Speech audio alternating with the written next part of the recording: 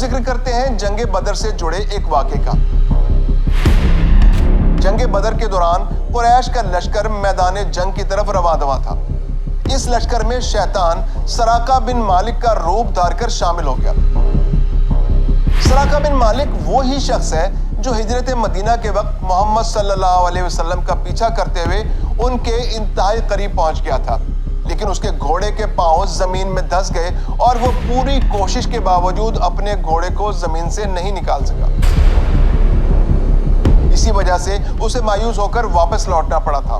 جنگ بدر کے موقع پر سراقہ بن مالک مسلسل قریش کا حوصلہ بڑھاتے ہوئے انہیں جنگ پر اکساتا رہا۔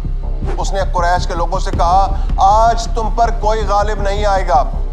لیکن جب مسلمانوں کے لشکر کا ساتھ دینے کے لیے آسمان سے فرشتے نازل ہوئے تو شیطان کانپ اٹھا اور یہ کہہ کر بھاگ نکلا، میں تم سے بری ہوں، میں وہ کچھ دیکھ رہا ہوں جو تم نہیں دیکھ رہے، میں اللہ سے ڈرتا ہوں۔ قرآن مجید میں بھی اس واقعے کا ذکر ملتا ہے۔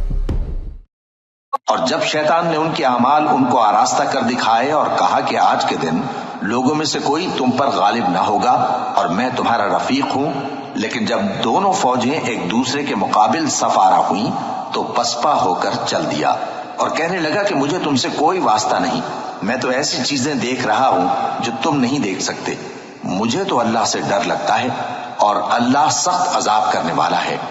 بعد میں سراقہ بن مالک نے اس بات کی تصدیق کی کہ وہ جنگ بدر کے موقع پر مکہ ہی میں موجود تھا اور بدر کے میدان میں اس سے مشابہت رکھنے والا کوئی اور شخص تھا۔